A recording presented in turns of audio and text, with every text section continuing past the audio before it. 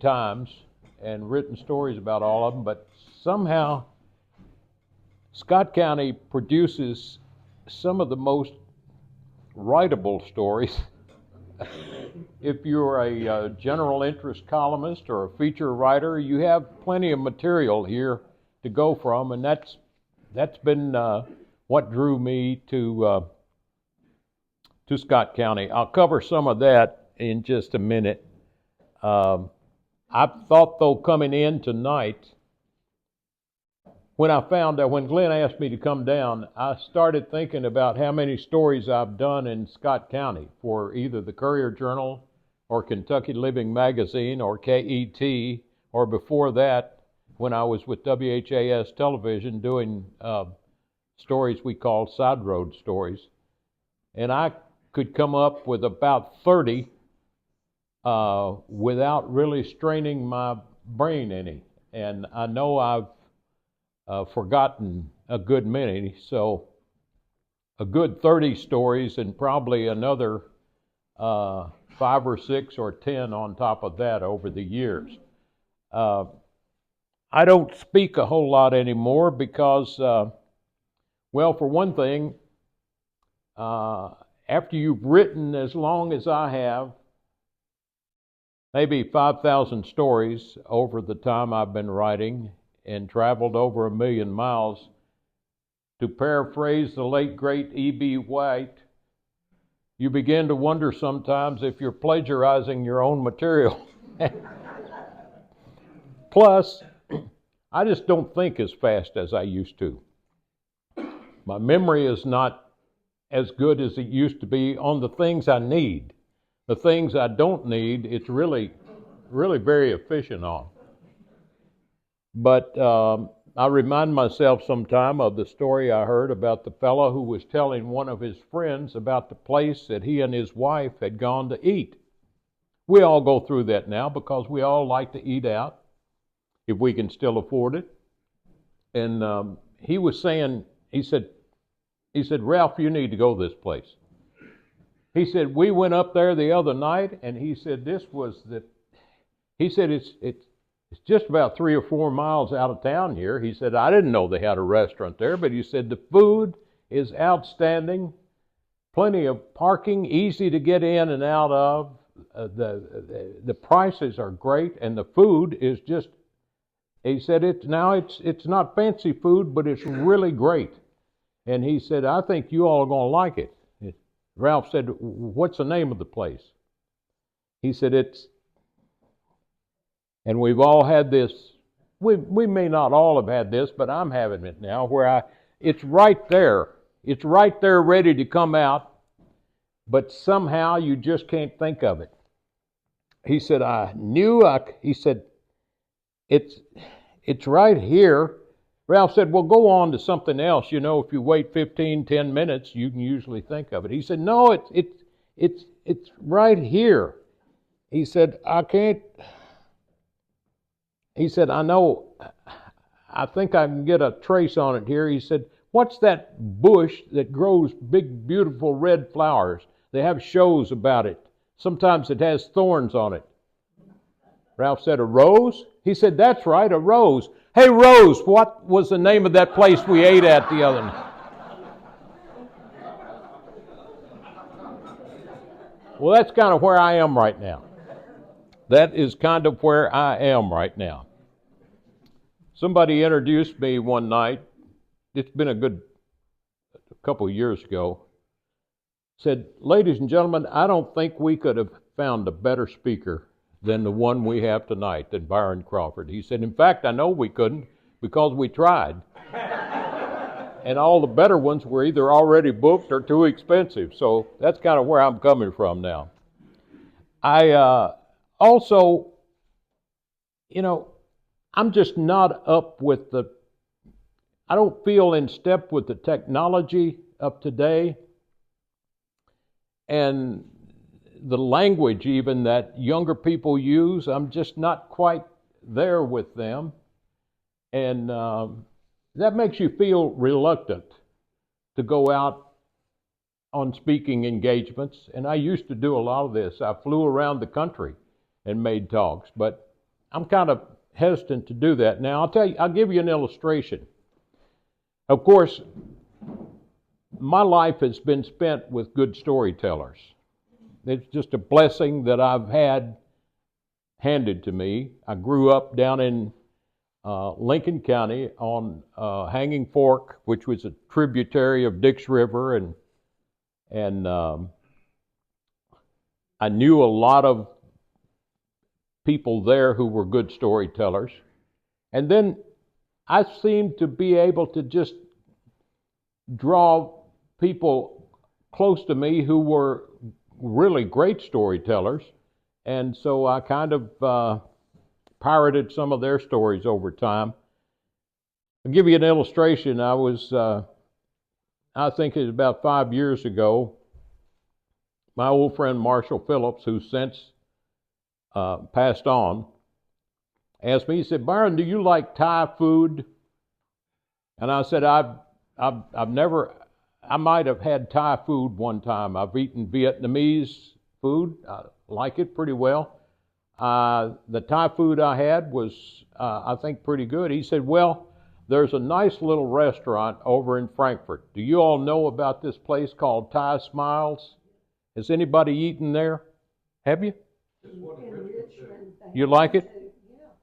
Well, Marshall told me, he said, "I think you like this Thai Smiles." And he said, someday when my wife, who has since passed away, said, someday when Jackie's playing golf and Dorsey, his wife, was busy, he said, "Let's you and I we used to drink coffee every morning. He said, "Let's you and I get together and go over there for lunch.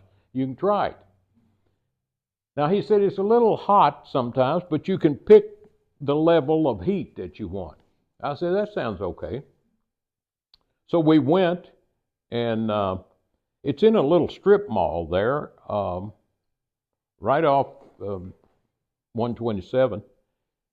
And when we went in, I said, "Marshall, this place is a lot bigger inside once you get in here than it looks like on the outside." He said, "Well, that's probably because that whole wall there is a mirror." And of course, we had a laugh about that. But here's how these good storytellers sneak the stories in on you. And you never know whether you're dealing with factual stuff or what. And I was buying into this all the way. He said, "That reminds me of what happened to my Uncle Leaf and Aunt Icy." He said, "Uncle Leaf and Aunt Icy lived down on the Tennessee line, down above Jellicoe, Tennessee there somewhere." And he said they never got out. Except maybe on a Saturday, every 2 or 3 Saturdays, they'd go into town and get some groceries. Just get the basic, the flour, sugar. And he said they never went to a restaurant to eat. But he said one day they had to go down into Tennessee a pretty good ways for a funeral. And on the way back, they got so hungry they had to stop and eat somewhere. And he described them, how Uncle Leaf was a big, slim, tall fella, and how Aunt Icy was a little prim woman, but she always wore a black hat when she went to a funeral. She had her black outfit on. He said they were sitting, went in, and he said the restaurant that they stopped at had one whole wall of it was a mirror, just like the one we were in at Thai Smiles in Frankfort. So he said they had gotten sat down, and he said Aunt Icy kind of glanced out of the corner of her eye at the far wall, and she said, "Eve, don't look now, but that old man sitting against that far wall over there looks enough like your daddy to be a twin." She said, "Now don't look now, but when you get a chance, just look over there." So he said in a little while, Uncle Leaf looked out of the corner of his eye, and he said, "By gosh, he does look like Pap." He said, "He looks enough like him, he's a dead ringer." She said, "You know, you've got people down in here that we've never met." She said, "That's liable to be somebody that's close kin to us, and we don't even know it." She said, "I think we ought to get up and go over and say something to them." He said, "Well, I'll go if you'll go with me." She said, "I'll go with you." So he said, Marshall said she straightened her little hat up. They got up. She got him by the arm, and they started over there. And she said, "Look, Eve, they're coming to see us." Listen, this is the kind of foolishness that I deal with over the long haul. But I like the good stuff. I like the stuff that you all deal with, the history and historical feature stuff that I've done. And so, it's made a good mix for me. But it seems like this humor always comes back into the picture. And have you all, I guess you all do a whole lot of computer stuff, but what do you think about this autocorrect? You have any trouble with that? I do. When I text somebody, I make enough mistakes without autocorrect, of my own. But it sometimes makes mistakes that are very embarrassing. Somebody told me about an autocorrect situation where a woman sent a text to a couple who had lost a loved one. And she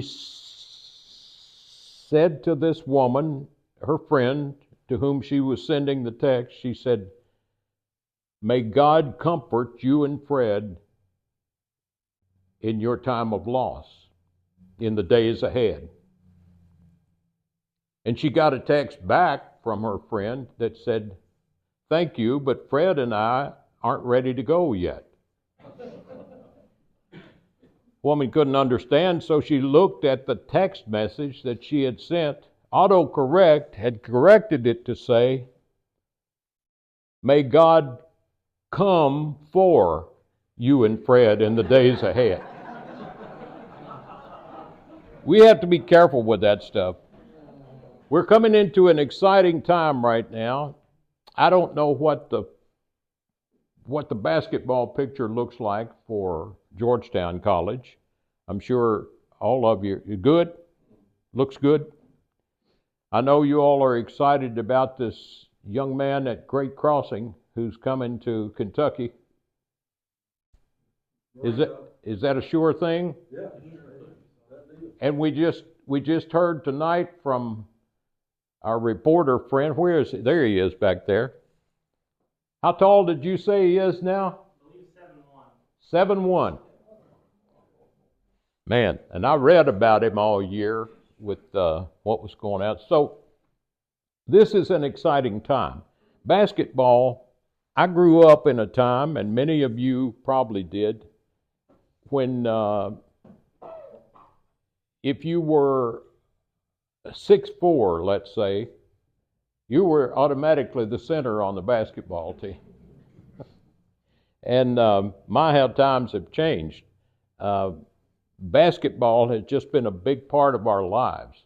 I grew up listening to Kaywood Ledford on the radio, Claude Sullivan a little bit before that, but Kaywood, and then lo and behold, here's a farm boy from down in central Kentucky who used to listen to Kaywood in the tobacco stripping room or the tobacco barn.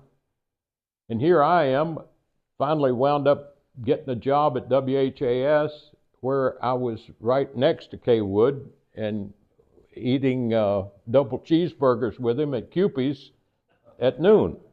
So we talked a lot about those days, and I found out what a great guy he was. And I picked up basketball stories along the way.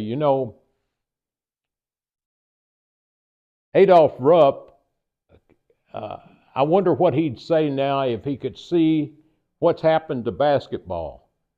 Because the multi-million-dollar contracts, not just for coaches, but, players are making millions now in college. I love the story about Adolph Rupp and Bernie Shively, and some of you all remember all of the scandal that followed Kentucky point shaving way back in the 50s, I think it was, maybe late 40s, early 50s.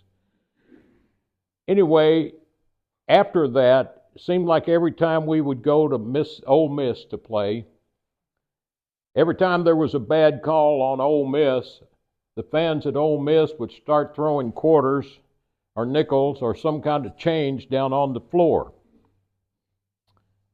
And Rupp told the players one night, he said, "Boys, we're going down to Ole Miss to play tonight." And he said, "You know what's going to happen. The first time they get a bad call, they're going to be throwing coins down at us on the floor." He said, "I don't want to see a one of you pick up a coin. The first player that picks one up is going to answer to me."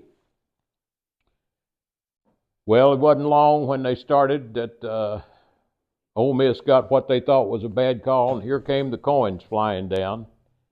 Most of them were dimes and nickels and pennies, once in a while a quarter.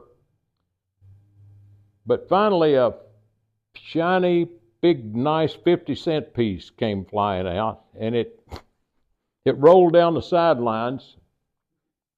And Bernie Shively was the athletic director then, and that big 50-cent piece rolled up against Bernie's shoe and then kind of did a little pirouette and landed down there.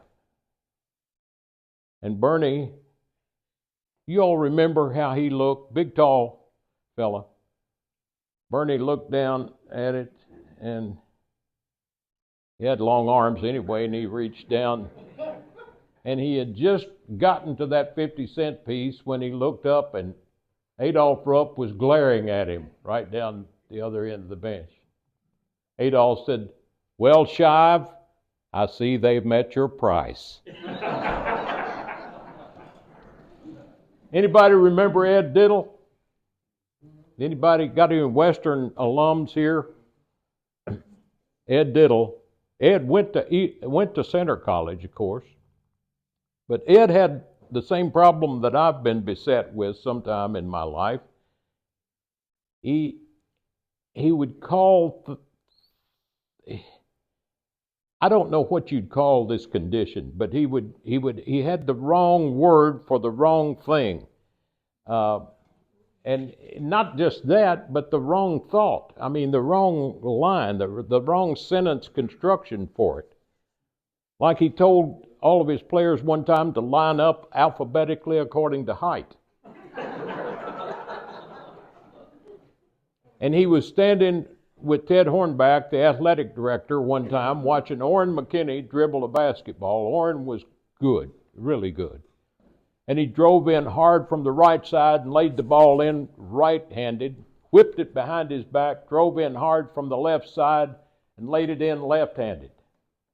Diddle punched Hornback and said, "Look at him, Ted. He's amphibious, isn't he?" One time, Diddle had been scouting a player for recruit that was in that mythical 7-foot range. Now, this is before we had 7-footers.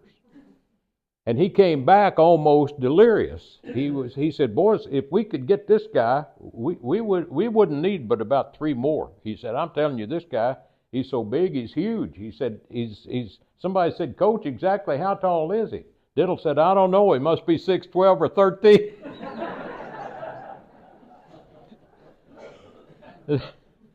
Diddle's old dog Rex, he had an old bird dog Rex that disappeared. And he loved that dog better than anything. And the whole campus at Western Kentucky University was put on alert to look for Rex. They had posters with Rex's picture on them and on telephone poles and things around there. They hadn't heard a word about it. 2 days passed by. Diddle went to the trunk of his car one day to get something out and lifted the trunk up, and there sat Rex. Diddle jumped back and said, "Why, Rex, where in the world have you been?"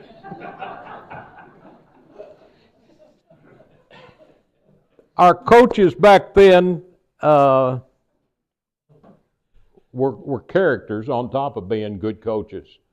Rupp was a great coach. Diddle was a great coach.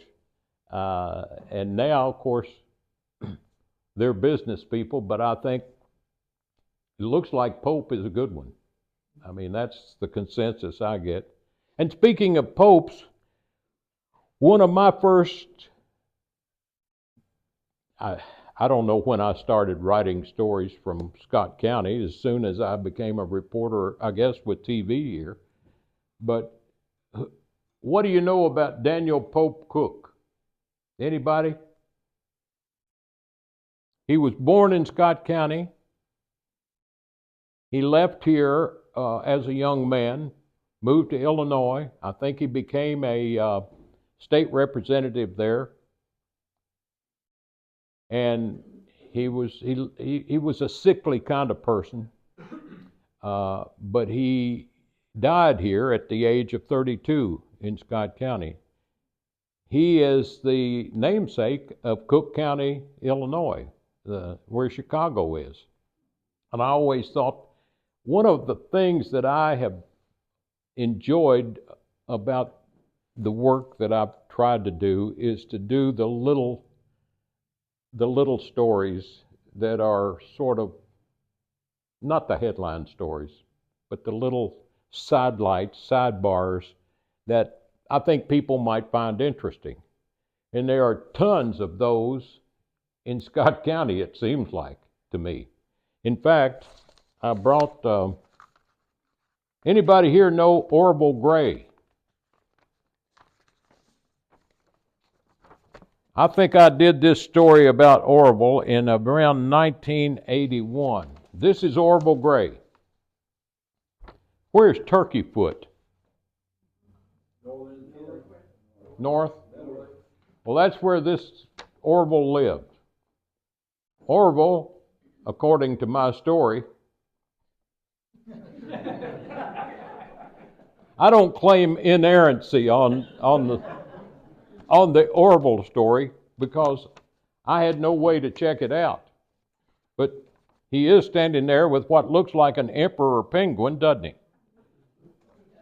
Orville's story was that he spent 2 years in Antarctica with Admiral Byrd. He was a machinist mate in the Navy and got to know Admiral Byrd because of that work. And I imagine that Admiral Byrd was looking for someone like Orville to go to Antarctica and be a handyman, more than likely. Anyway, Orville wanted to tell me about all the 2 years he spent in Antarctica with Admiral Byrd. And he's from Turkey Foot. I don't know what happened to this penguin. And I don't know when Orville died. But Orville Gray, and that picture is, I took that photo. I'm kind of proud of that. I like it. This is a picture out of my first book. The penguin, no. I hope the penguin was mounted. I hope he was dead. I'm going down. I've made a list here, and I like to hear what you all would have to say about. I guess the last story that I mentioned Scott County in was a story I did for Kentucky Living actually just several months ago, maybe in the spring. And it had to do with the River Cane, I call it. Some people might call it bamboo, but it's what we used to make fishing poles out of when we were kids. Julian Campbell, I think, is probably open to debate, of course, but I think Julian's probably as good a botanist as the state has seen in many, many decades, and maybe always. He's an Englishman. He lives in Lexington. And Julian's written a summary of what the early surveyors and botanists saw when they came to Kentucky before it was settled. And that summary is called The Land of Cane and Clover. It's about a 95-page summary. One of the things that it states is that this area where we are was covered with wild cane.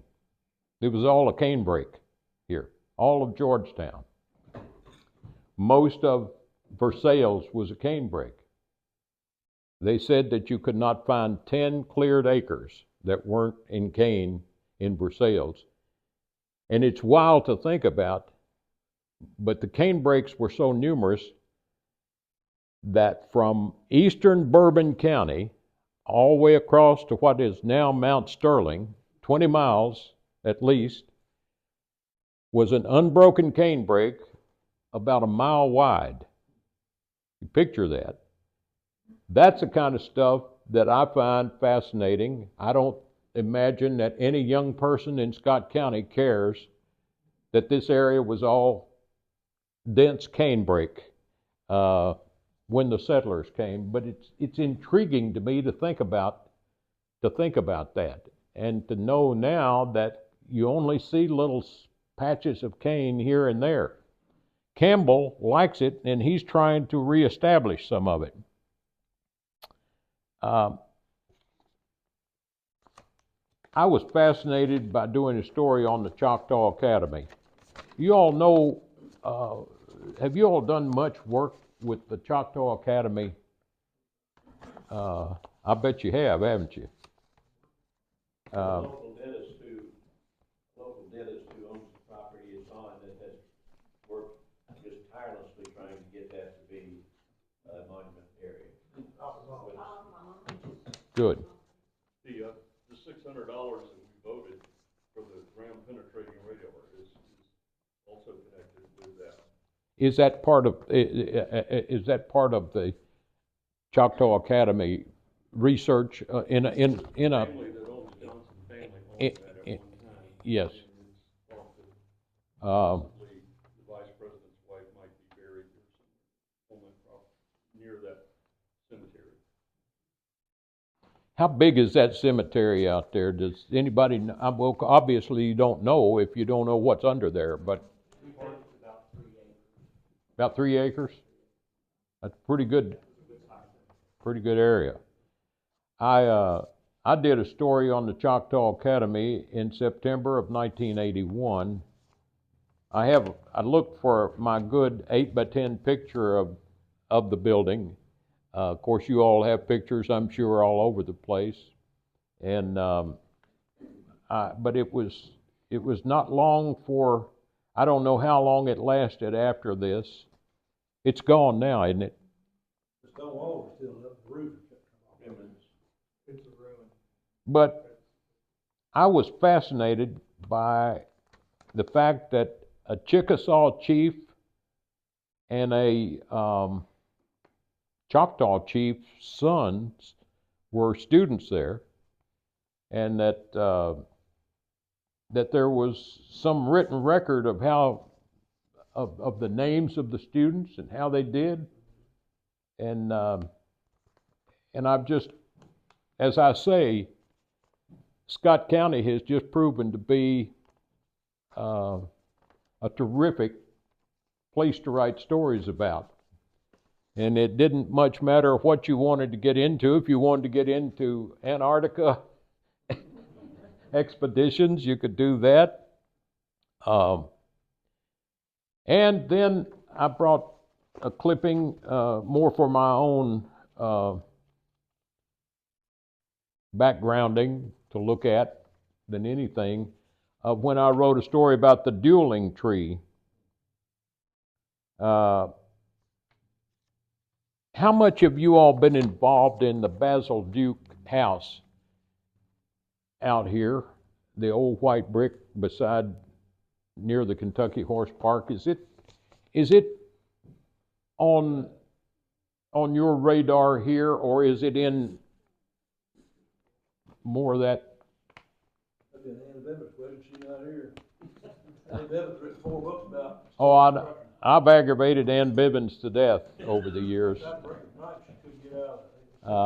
After 8 o'clock, she couldn't get back in. She's been a unbelievable help to me with so many things over the years. But you know, I call this old bur oak out there the dueling tree. The Barton brothers, James and Robert, I believe, of course, owned that place. And I am fascinated by the fact that that old white brick house that stands out there beside I-75, Basil Duke lived there, Confederate general. He had John Hunt Morgan's. I've been told this. Now, Dr. Bryant, you can correct me on this if you want to, and please do, that he boarded some of John Hunt Morgan's horses there. And he was what, a brother-in-law to John Hunt Morgan? And this is what fascinates me. I've been told that one of the Buford family, who was it? Was it Martha Buford? Was she ever living there did she stay there with her? She was there. I can't say that she lived there. But she was there. Okay, that would have meant, and I know Henrietta, wasn't that John Hunt Morgan's wife? She was there. She was there. Basil Duke was there. And then John Buford, General John Buford's wife was there, who was a relative.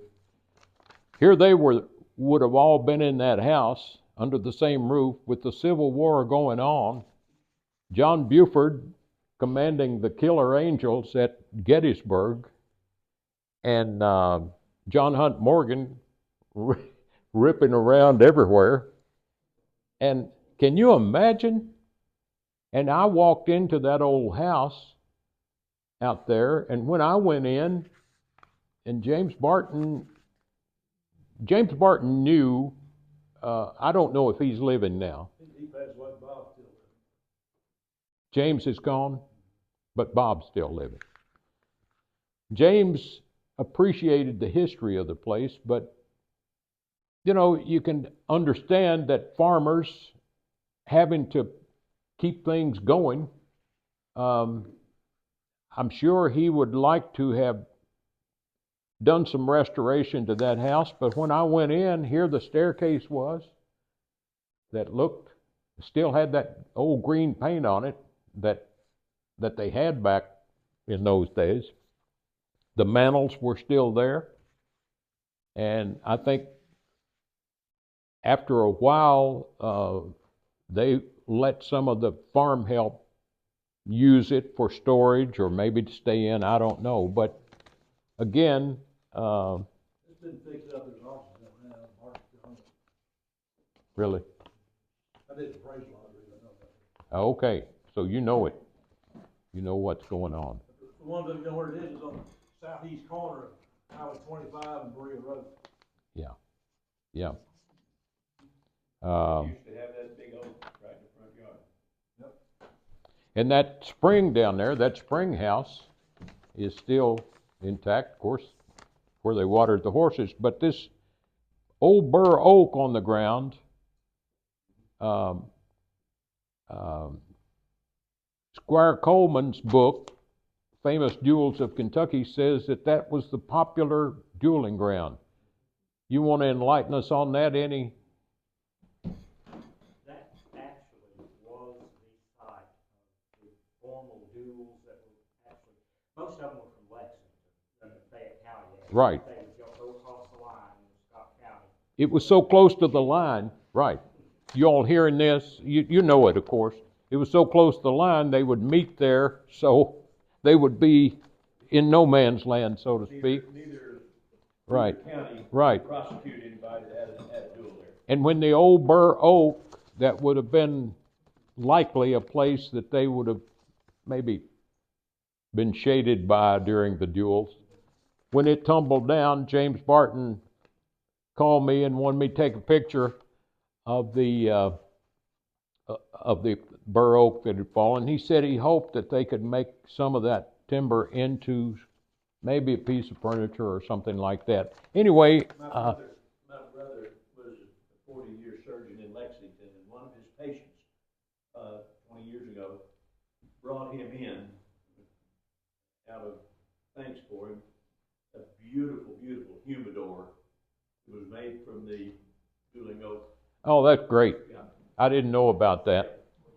And James Barton's son, if I'm not mistaken, was a surgeon. Is that right? His brother?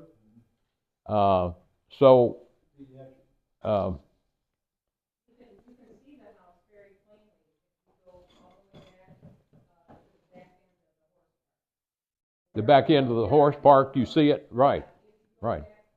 Where the riding for Hope is, which is an handicap riding facility, way back there, it's all paved road back there. Yeah. You can see it very easily from the top of the hill by the riding for Hope. I just think that I don't have any point to this except that I just think it's fascinating to me that those personalities on each side in the Civil War were in that house together, had to be in that house together for days or weeks on end sometime, and they weren't just also ran personalities. These were some major people. I mean, these were John Buford is what they write books about and made movies about, and of course we know John Hunt Morgan, and Basil Duke was also very prominent in the war. So just those kinds of things, I'm telling you, I'm preaching to the choir here, but I'm telling you what interests me and what I find fascinating, and evidently readers have found fascinating. An old man wrote to me one day, and he said, I have heard that Royal Spring in Georgetown, and he wasn't from here, he was from miles and miles away from here. He said, I've heard that Royal Spring in Georgetown is the largest spring in Kentucky.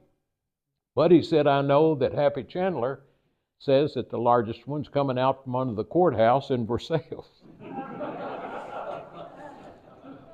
Well, the city manager in Versailles at the time told me, he said, no, well, he said that Royal Spring's bigger than this spring, but he said sometimes this spring over in Versailles produces 1 million gallons a day. But the biggest spring that I found at the time, and of course they were changed, the flow of these springs bound to change, but the hydrologist told me this years ago when I wrote this story, that the largest spring is Graham Spring down in Warren County. Over 10 million gallons a day at low flow. So they went through stages of all the springs, and apparently the spring at Spring Station, now I don't know where Spring Station is, you all may, but it's in Woodford County, apparently. You know it? One of the hydrologists or somebody told me that or maybe it was the city manager told me that he thought the Spring Station had been said to be larger than either Royal Spring or the big spring at the courthouse over there. Anyway, these things made good stories, and I remember doing stories on Ward Hall, Ron, and New Zion about tobacco crops that were still being grown at New Zion a few years ago by some of the residents there. And of course, I remember when the Georgetown Police Department started using Toyotas. I don't know how long that lasted, but these Toyotas back then were the little box-like Toyotas, the little first. Yeah.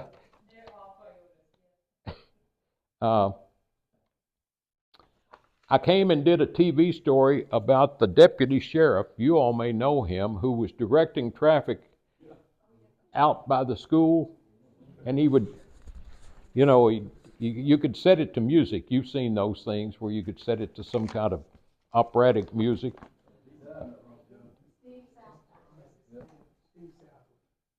Does anybody know Claudia Brefeld? She's not here, is she? You know her? Wrote a story involving her and her weaving and spinning. And Pete, the talking crow, who is, it's my understanding, is buried somewhere on this campus. He's in the museum. He's stuffed in the museum, as I understand it. Well, that's the animatronic one. The real Pete. Okay. The real Pete was supposed to have been buried somewhere on the campus. While you've got your ground penetrating radar, I'm just throwing it out there. It's not up for a business consideration. I'm just throwing it out there for a later business. No, I'm joking about that. Anyway, on and on. I'm not gonna.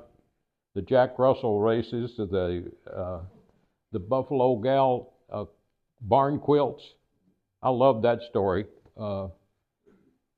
and that's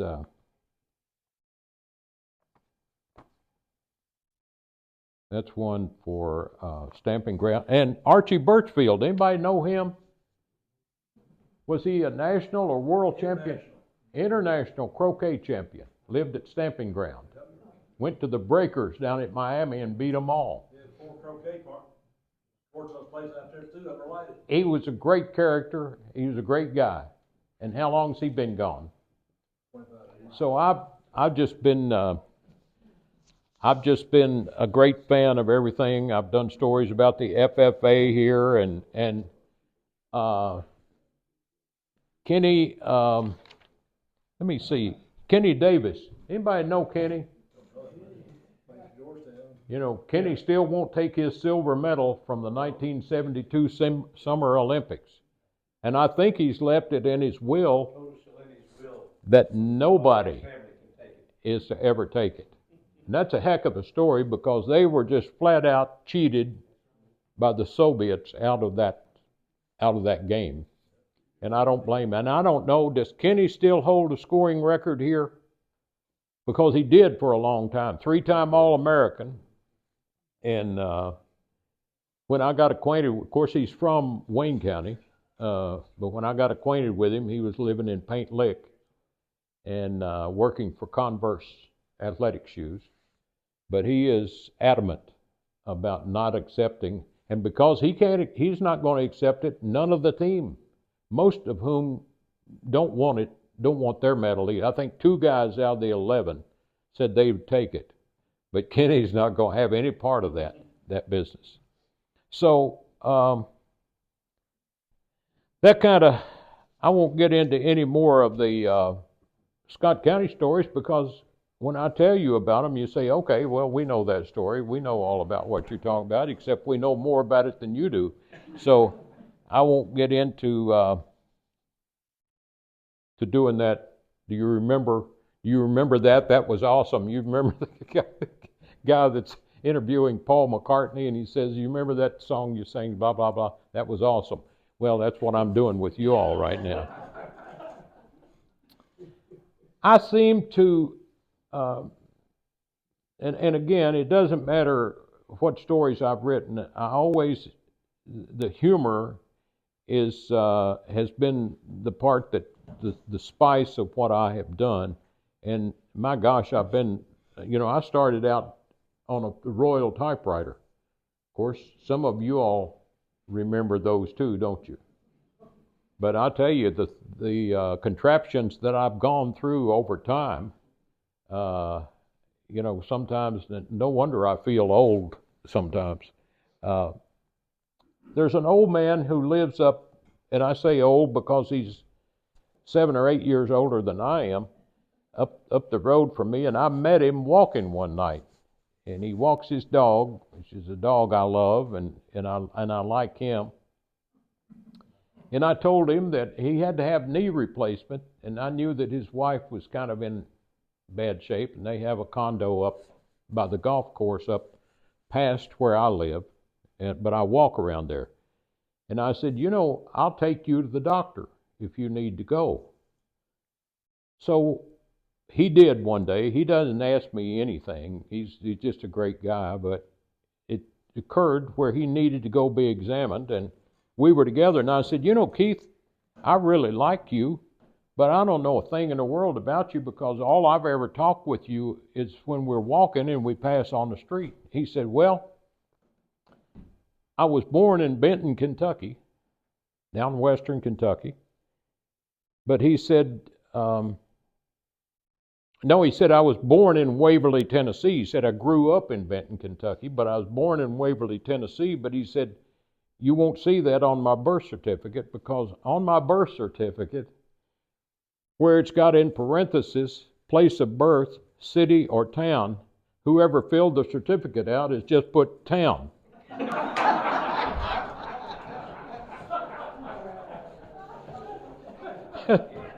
You know, and I love it. But those little stories are just, I don't know, the treasures to me when I run into people who share those kind of stories with me. And it's rare that I even go out for an occasion like this, that someone doesn't maybe contact me 2 weeks later and say, here's one I thought of that you need. Well, Kenneth Crosland lives in Warren County, lives at a place called Plano.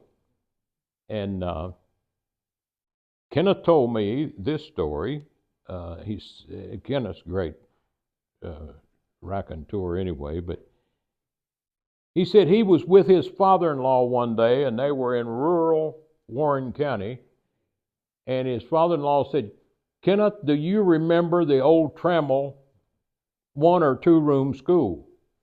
Kenneth said, yeah, I remember the building. It was empty when I knew it. He said, yeah, it used to sit right over there. He said, I helped tear it down.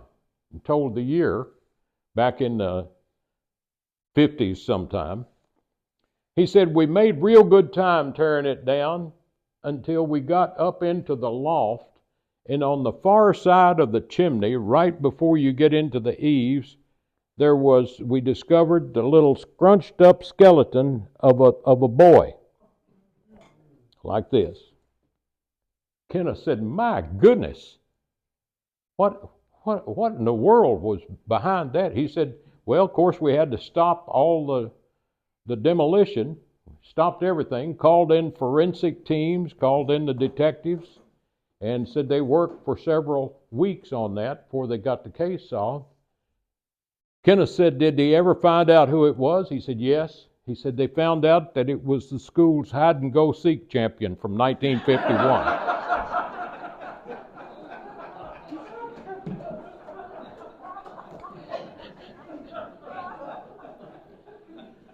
I was doing a talk in Owensboro one night, and we finished, and a young man I'd never met walked up. He said, I work for a water company down in far western Kentucky. But he said, some of those stories ring a bell with me, and he said, I just thought maybe you'd like this one. He said, my sister, he said, I come from a pretty good-sized family. He said, we lived out in the country, and he said there were mostly boys in the family, but he said my older sister one time was watching us when our parents left for the weekend. And she had assured them that she could watch us. He said our house sat on kind of a grade, and he said it sat where the front porch was low on this end, but it tapered and it went out, and it was about that high on the far end. And he said we would chase each other around that porch. Summertime, we'd go barefoot. Said we'd chase each other around that porch and jump off on the far end, and we'd circle the house. Well, he said, on this weekend when his older sister was watching them, she told them that she was going to fix them a good supper, and he said she even baked an apple pie, and he said she worked hard to put that lattice crust on it, that lattice work on top, crisscross. And he said the pie tasted pretty good, but that lattice work was so hard, that crust, he said you couldn't even bite it. It was just hard as a rock. It was like some of these pies you see in the antique mall where they're just there for decoration. He said we had to throw that top lattice work out. We just threw it out the back door. And he said the dogs took off running with it. And they couldn't even eat it. Well, he said a couple of days later, he was chasing his brother around the house. They both of them barefooted. And he said his brother took off across the porch and jumped down off that high end and screamed like bloody murder and started crying. And he said he ran to see what was wrong, and his brother was sitting there with his foot in his hand crying. He said, "What was it? Did you jump on a rock?" He said, "No, it's that damn apple pie."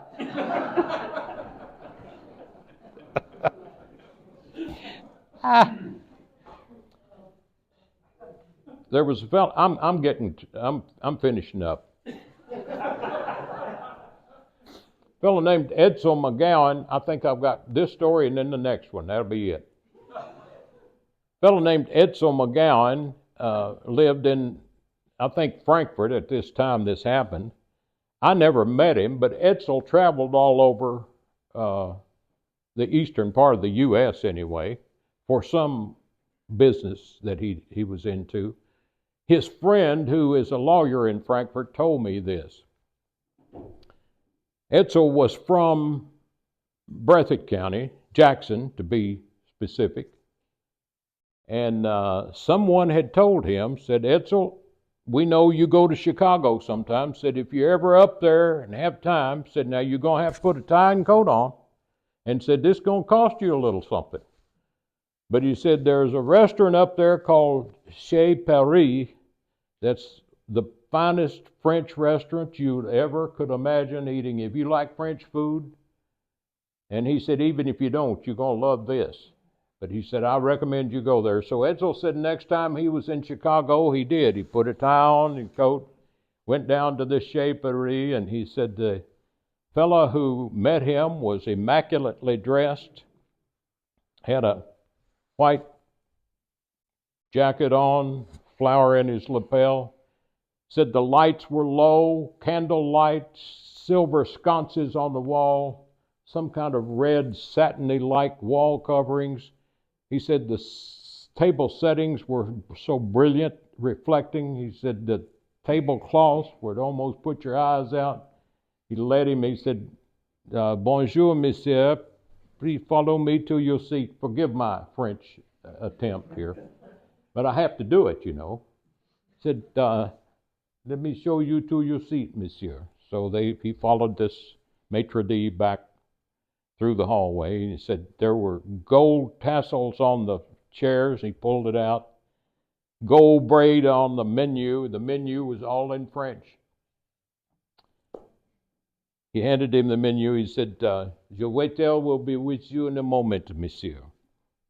Edsel said, "Hold on just a minute here." He said, This menu's all in French, and I don't speak a word of French. Never ate any French food except French fries. And he said, "I won't know any of this unless your waiter helps me with it." He said, "But of course, monsieur.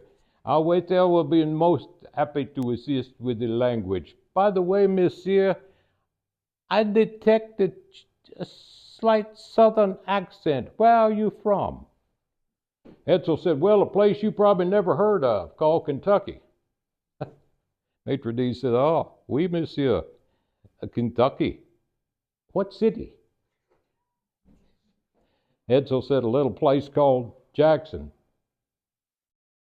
Maitre d' said, "Jackson? Hell, I'm from Harlan."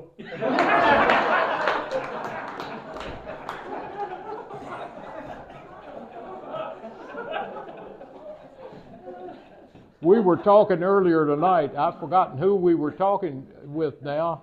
Was I talking to you about this earlier tonight? How you run into Kentuckians. I think you'd run into a Kentuckian in Spain somewhere. And somebody was asking about Wendell Berry. Of course, who lives in the next county over from me. But that's the kind of thing. You're liable to run into them anywhere. Then I will close with my story. I don't know why I like this story. I guess because the state trooper who told it to me swore that it was the truth, and I've had other state troopers tell me the same thing. Leo Mudd told me this. He was a trooper down in western Kentucky. Later became a detective. He's passed on now. He had an accident, got killed. Leo said when he was a road trooper, he was working the Western Kentucky Parkway. late one day, and he pulled over a man who he believed to be DUI, and he was giving him the sobriety test. And he said he got started with the sobriety test, and he caught a movement in the back of the man's car and realized that the man had a pet monkey in the back of his car. And he said that monkey was jumping around, and it was on a leash, but it was still, and Leo said he got worried that monkey could put that car in gear, or might even start it and take off. You don't know. He would jump out here in the road, and there we'd be in a real mess. So he said he opened the door of the drunk's car, got the leash of the monkey, and he didn't know what to do. But he said, and this was a time when, you all remember this years ago, when the state trooper cars just had one single big, we called it a bubblegum machine on top, the big blue light. And they had a huge long whip antenna. And Leo said that the leash had a loop on the end. He said he bent the whip antenna over and slipped that loop over the whip antenna, and said the monkey jumped up on the trunk of the car and was of the cruiser, and was sitting there perfectly fine. He continued to give the man the sobriety test, and all of a sudden over the two-way radio came, "Car 28, proceed down the WK Parkway with all possible haste," blah, blah. "We've had a bad accident down there." Leo said he put the drunk in the back of the cruiser and jumped in, turned on his siren and light, took off down the WK Parkway. He said he's probably hitting speeds close to around 100 miles an hour. Said he got about 2 miles down the parkway, and the drunk said, "Where's my monkey?" And Leo thought, "Oh my gosh, what have I done? What in the world?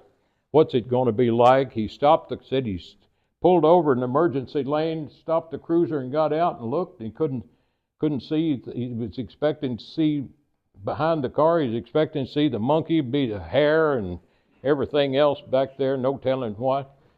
But he saw the leash was still on the antenna, and he followed it up, and that monkey was sitting with his arms curled around the blue light, with bugs all over his face and his hair blown back. And I thought that was funny, but the funniest part of it to me really is to think that maybe even this week, somewhere maybe up in Ohio, at a table at McDonald's where old men gathered to drink coffee, one of them has said to the rest of them, "Boys, I know you're not going to believe this, but Margaret and I were coming through Kentucky years ago. We're coming down the WK Parkway, and a Kentucky state trooper passed us going maybe about 100 miles an hour, and he had a monkey on top of the car." He said, "I don't know what they use them for down there. Must be drug investigations or something."